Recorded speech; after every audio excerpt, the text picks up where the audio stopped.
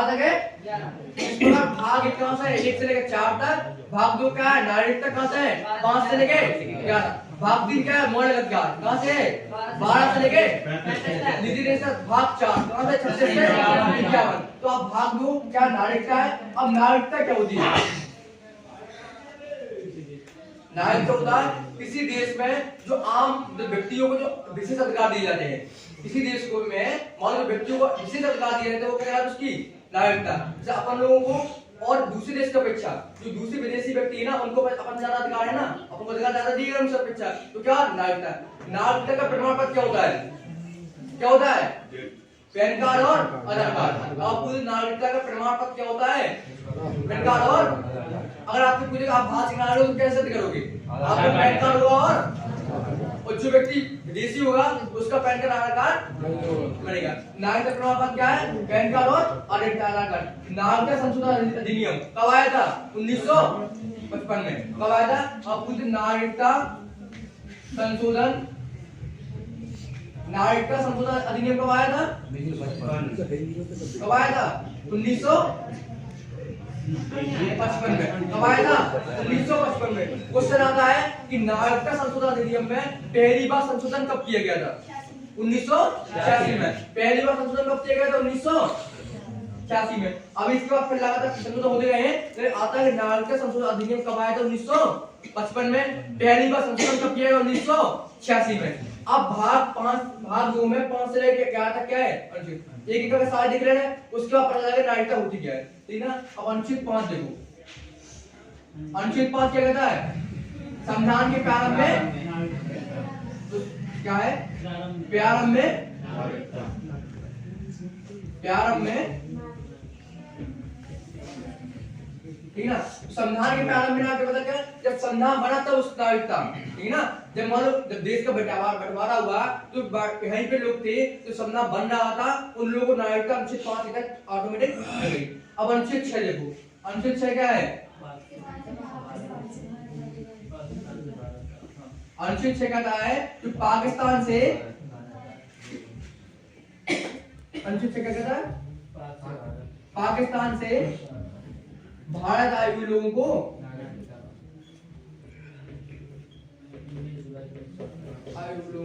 नागरिकता। मुझे नागरिकता कब मिलेगी? परमानेंट नियम लागू होने से पहले।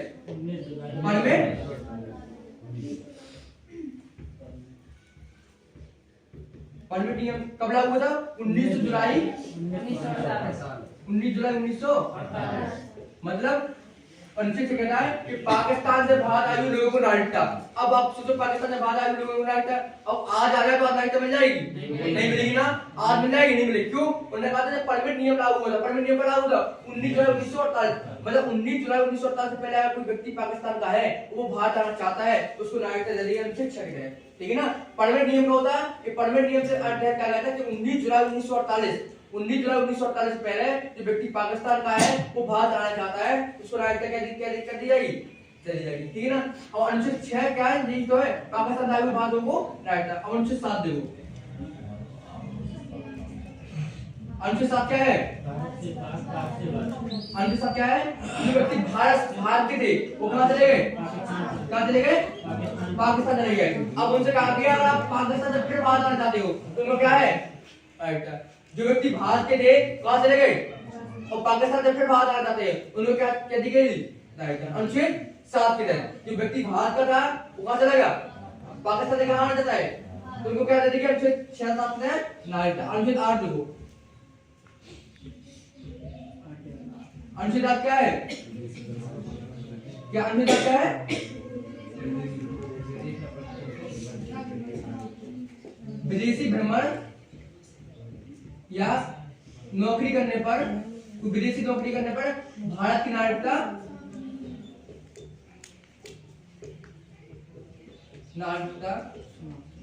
समाप्त नहीं होगी। मतलब कोई व्यक्ति है जो विदेश में घूमने गया है, ठीक है ना, या बीमा पे मतलब आपका वीजा पे विदेश घूमने गया है या नौकरी करने गया है, उसको नागरिकता समाप्त नहीं होगी। अनुच्छेद 8 के तहत अब 5 फिर अनुच्छेद 5 क्या कहता है, संविधान के प्रारंभ में नागरिकता, जब संविधान बना उस समय भारत में नागरिकता। अनुच्छेद 7 6 क्या कहता है, पाकिस्तान से आए हुए लोगों को नागरिकता। और ये कब आए कि मतलब कोई आज सोचे कि आज पाकिस्तान में भारत आ जाए उसको नागरिकता मिल जाएगी, नहीं, दूसरा कहा गया परमिट नियम लागू होना, मतलब परमिट नियम कब लागू हुआ, 19 जुलाई 1948 से पहले जो व्यक्ति आ रहा था उसको नागरिकता। अब अनुच्छेद 6 देखो, क्या अनुच्छेद 6 भी होगा, अब नहीं होगा ना, तो आपको उसका खत्म ही हो गया ना 19 जुलाई 1948। अब कोई व्यक्ति आ तो उसको अलग प्रावधान मिलेगी। अनुच्छेद 7 क्या है कि जो भारत से जो व्यक्ति भारत के थे वो कहां चले गए और उनको फिर मौका दिया गया कि आप आना चाहते हो तो आ जाओ, नागरिकता दे दी जाएगी। अब जी नियम भी क्या हो गया, अनुच्छेद 6 और 7 क्या हो गए खत्म। अब अनुच्छेद 8 देखो, विदेशी भ्रमण पर नौकरी पर भारत की नागरिकता समाप्त नहीं होगी। अब अनुच्छेद 9 क्या, अनुच्छेद 9 अनुच्छेद 9 कहता है कि अगर आपने विदेश की नागरिकता ले ली है, विदेश की नागरिकता लेने पर भारत की नागरिकता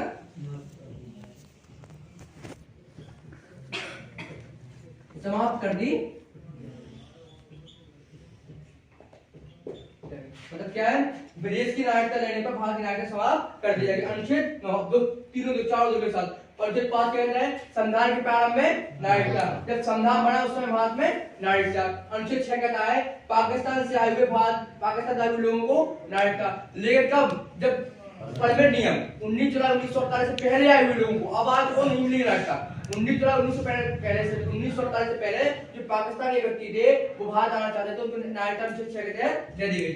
अनुच्छेद 7 कह दिया कि बहुत से ऐसे लोग थे जो भारत के थे, कहां चले गए, और सरकार ने कहा फिर से आना चाहते हो तो नागरिकता दे दी जाएगी। मतलब भारत के व्यक्ति जो पाकिस्तान चला गया फिर वो आना चाहता था, अनुच्छेद 7 के तहत। 8 में क्या है, विदेशी भ्रमण व नौकरी की नागरिकता, विदेशी भ्रमण व नौकरी करने पर विदेश में नागरिकता आप चले गए और विदेश में घूमने गए और उस समय आपकी नागरिकता समाप्त नहीं होगी देश में, ठीक है ना। अनुच्छेद 9 कहता है विदेश की नागरिकता लेने पर भारत की नागरिकता स्वतः समाप्त हो जाएगी। इतना नोट डाउन करो, इसको खत्म है। अब अनुच्छेद 10 देखो, अनुच्छेद 10 क्या कहता है, अनुच्छेद 10 क्या कहता है, नागरिकता का सबसे मोस्ट अनुच्छेद है, नागरिकता का बना, मतलब सरकार आपकी नागरिकता कब नहीं कर सकती, ठीक है ना। अनुच्छेद 10 कहता है नागरिकता का बनाना ना, सरकार आपकी नागरिकता समाप्त नहीं, जब तक आप कोई गैर कानूनी काम ना करो, ठीक है ना, देश विरोधी काम ना करो, जब तक आपकी नागरिकता खत्म नहीं होगी, तो नागरिकता का बना रहना। अनुच्छेद 10 के तहत। अनुच्छेद 11 कहता है, अनुच्छेद 11 कहता है कि नागरिकता संबंधी कानून होगा ना, नागरिकता संबंधी कानून गृह मंत्रालय बनाता है, मंत्रालय बनाता है, मतलब नागरिकता संबंधी कानून होगा गृह मंत्रालय बनाएगा, वो कहाँ पेश करेगा, जो मसौदा तैयार किया जाएगा वो करता है नागरिकता मंत्रालय का गृह मंत्रालय, जो मसौदा तैयार करता है वो करता है, फिर वो कहाँ जाएगा संसद में, ठीक है ना। अब अनुच्छेद 5 से लेकर 11 तक हो गए, जितने सारे अनुच्छेद थे उसमें आपको 5 6 7 8 9 10 11 ये सारे अनुच्छेद क्यों चाहिए, एग्जाम में आना चाहिए। खास तो मैं आप एलिमिनेट कर सको पेपर में, एलिमिनेट तो समझते हो कि 5 पे जी नहीं है, अगर आपको 2 में बन भी गए तो आप उसको आराम से कर सकते हो, ठीक है ना। और आपको सारे याद करना, आप सबसे नागरिकता प्राप्त करना है कि नागरिकता प्राप्त कैसे करते हो, किस तरीके से प्राप्त करते हो, 5 प्रकार से। नागरिकता प्राप्त करने के लक्ष्य कितने हैं, 5 प्रकार से। कोई भी व्यक्ति नागरिकता 5 प्रकार से प्राप्त कर सकता है, 5 प्रकार से।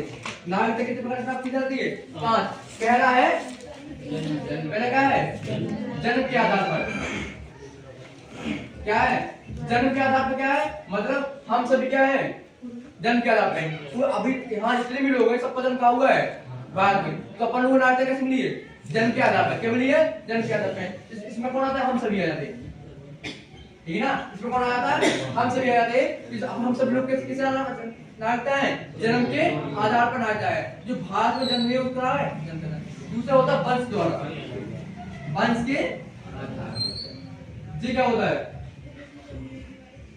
विदेश का मतलब कि कोई माता पिता है, माता पिता मान लो आपके विदेश है घूमने, उस समय कोई आपको जन्म हो गया तो उसको नागरिकता कैसे मिल जाएगी? वंश के द्वारा। बेटा होता है कि माता पिता में, ठीक है ना, माता पिता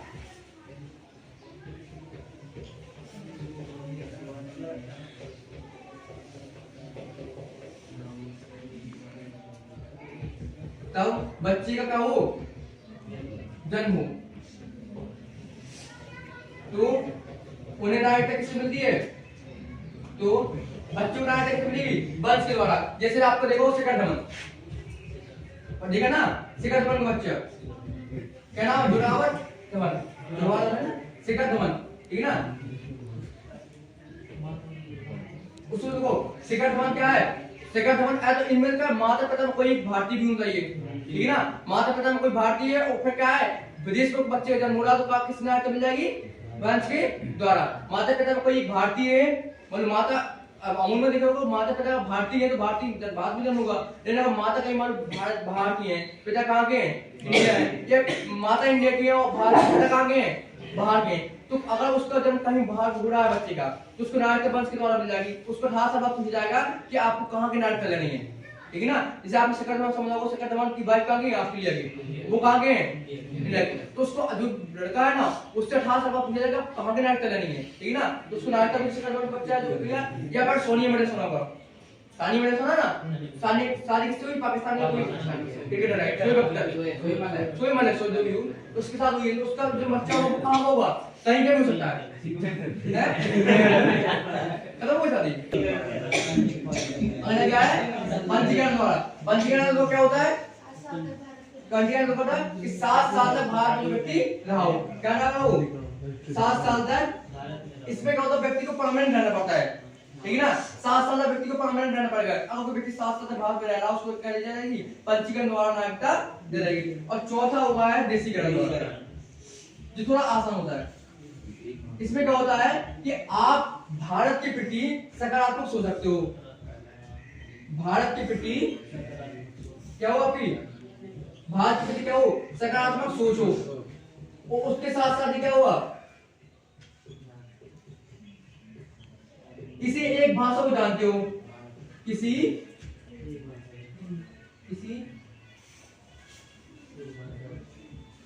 एक भारत की भाषा को क्या हो?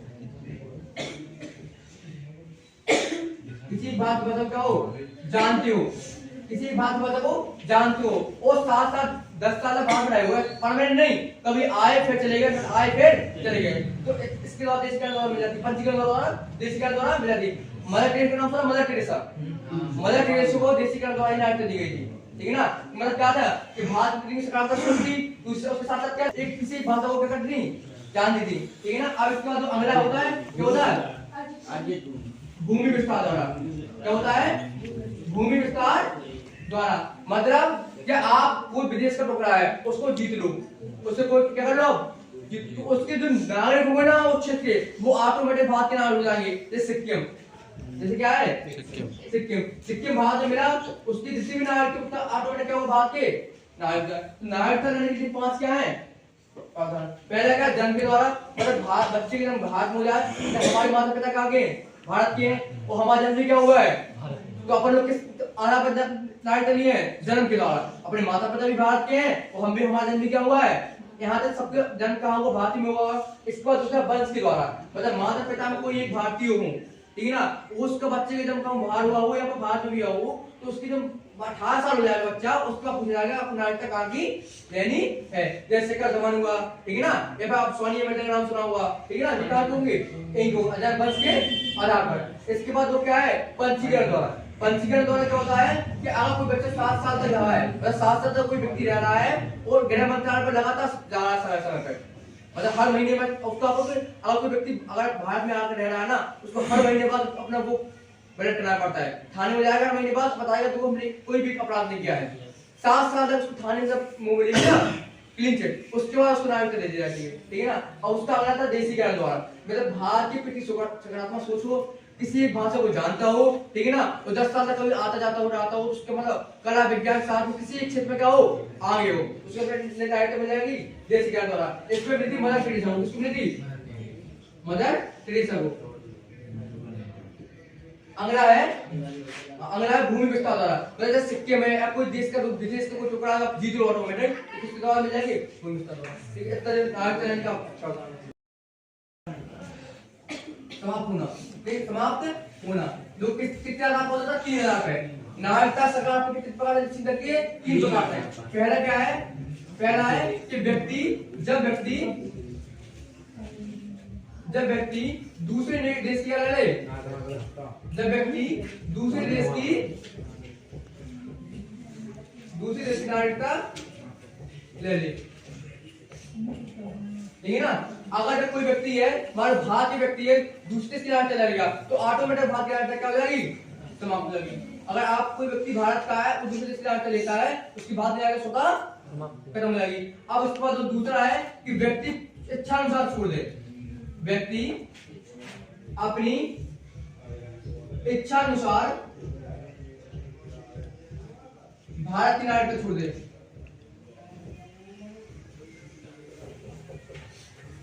भारत की नागरिकता छोड़ दे। मान लो कोई व्यक्ति है जिसको लगता है कि भारत की नागरिकता नहीं लेना चाहिए, वो अपनी इच्छा छोड़ दे, आप भी छोड़ सकते हो, ठीक है ना। नागरिकता अपने आप छोड़ दो और उसके बाद सरकार कुछ नहीं कहेगी। लेकिन अगर भारत का युद्ध चल रहा है वर्तमान में, वो आप फिर कहोगे मैं नागरिकता छोड़नी, तो नहीं छोड़ सकते, ठीक है ना। युद्ध की स्थिति में आप नहीं छोड़ सकते, पहले तो छोड़ सकते हो।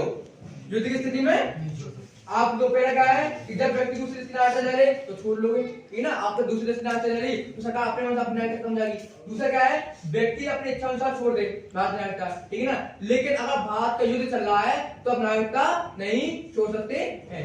तीसरा क्या है? तीसरा है सरकार आपकी नागरिकता ले ले, सरकार आपकी नागरिकता छीन ले। अब सरकार क्यों छीनेगी? सरकार जब छोड़ेगी, सरकार कब छीनेगी? जब आप देश विरोधी काम कर रहे हो, जब आप देश विरोधी काम कर रहे हो तथा संविधान में क्या करते हो? संविधान में आस्था ना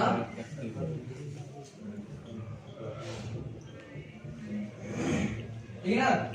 नागरिकता छीनने के कहते नियम है 3। पहला क्या है? जब व्यक्ति दूसरे देश की नागरिकता ले, तो जब किसी व्यक्ति ने दूसरे देश की नागरिकता ले ली तो ऑटोमेटिक भारत की नागरिकता हो जाएगी, समाप्त। दूसरा क्या है? व्यक्ति अपनी इच्छा अनुसार नागरिकता को कर दे, छोड़ दे। मान लो कोई व्यक्ति इसको अपने ऑटोमेटिक अपने भारत की नागरिकता छोड़नी है तो क्या होता है? छोड़ सकता है। तीसरा क्या है? सरकार आपकी नागरिकता छीन ले। अब सरकार आपकी नागरिकता कब छीनेगी? दो स्थिति में। क्या? जब आप देश विरोधी काम कर रहे हो, ठीक है ना, देश विरोधी काम कर रहे हो तो अपनी नागरिकता छीन ले जाएगी। या फिर क्या है कि संविधान में क्या रखते हो आप? आस्था रखते हो। संविधान में क्या रखते हो आप? आस्था। जैसे आपने सुना होगा एक समय का नाम सुना था जाकिर हुसैन का, ठीक है ना। वो देश विरोधी काम कर रहे थे, सरकार उनकी नागरिकता छीन ली। जाकिर हुसैन बात को ब्लॉग बनाते थे यूट्यूब में और वो देश विरोधी बोला करते थे, उनकी नागरिकता क्या की सरकार ने? छीन ली थी। तो क्या है कि आप देश विरोधी काम कर रहे हो तो छीन लेगी। दूसरी क्या है?